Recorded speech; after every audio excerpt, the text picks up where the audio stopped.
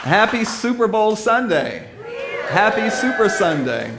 This evening, millions of people around the nation and around the world will gather to watch the last football game of the 2014 football season, in which the Seattle Seahawks will play. What did I say? Oh my goodness. The Seattle Seahawks will play the New England Patriots. Is that right? Okay. In the 49th Super Bowl celebration, and that's pretty outstanding. I want to share a few statistics about Super Bowl, just in case you didn't know. All of you, let me just ask the question. All of you Seahawk fans, just raise your hand a little bit. It's okay. You have your pom-poms. You can make some noise. All of you Patriot fans, you can make some noise. Any other teams, just shout your team out. All right, what about Unity fans? What about Life, fans of Life? What about fans of God? Some visitors, you are truly in a peculiar place this morning. But I pray that you enjoy. We pray that you enjoy. A few stats about Super Bowl, just in case you didn't know. You know, it's a natural ritual. Families and friends are gathering. This is like the #1 home party of the year, bigger than New Year's Eve, just in case you didn't know. It says today the game will have the largest television audience of over, can you even fathom this? 800 million people around the world. It says that a 30-second commercial spot costs a record 30 seconds, $4 million on average. It says that from advertising alone, NBC will receive over $250 million from the game. Over $11 billion will be circulated on Super Bowl-related purchases to include more than 5 million new televisions, 1.25 billion chicken wings, 4,000 tons of popcorn, 15,000 tons of chip, enough to produce a trail of 293,000 miles long. There's a lot of prosperity in this universe. So for many, Super Bowl it's an annual pilgrimage. They journey, they gather. There's like big things that happen on Super Bowl. And as we consider the energy of this day, we want to speak for the next few minutes from the subject, the game of life and how to play it. Many of you are familiar with that title through the writings of Florence Scovel Shinn, who in 1925 published that book. She could not find anyone to publish the book for her, so she published the book herself. I like that.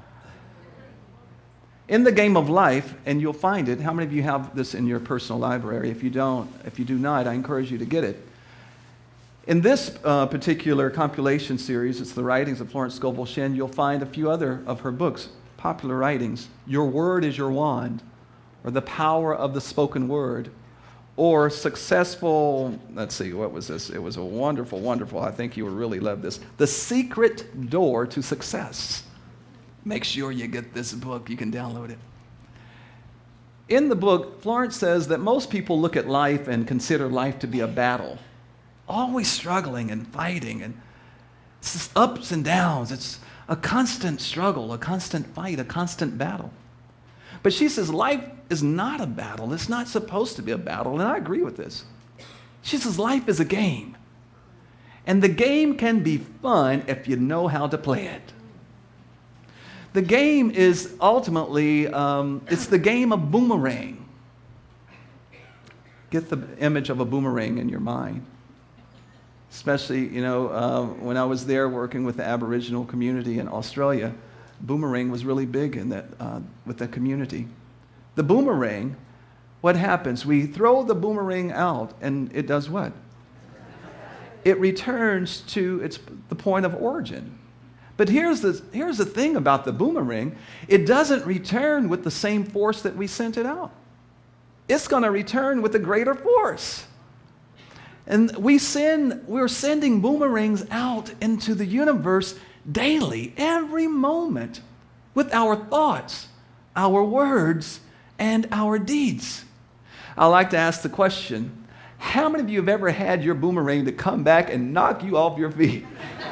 Go on and be honest.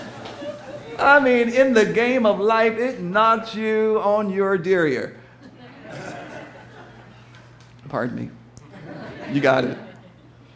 So she says, when we learn how to apply and work the principles of metaphysics or the principles of the universe, it will help us to experience a greater success in this game called life. Now, how many of you are athletes, or you were at one time in a previous life?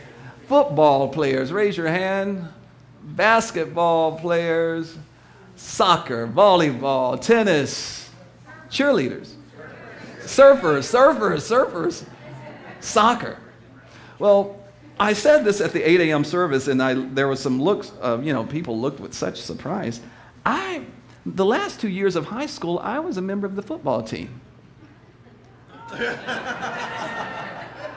I was on the football team, Camden Lions. I mean, I played an essential role on the team. The team was not the team. It wasn't complete without my role. Now, I didn't run as fast as a quarterback. I wasn't on, offensive linebacker. I wasn't the mascot.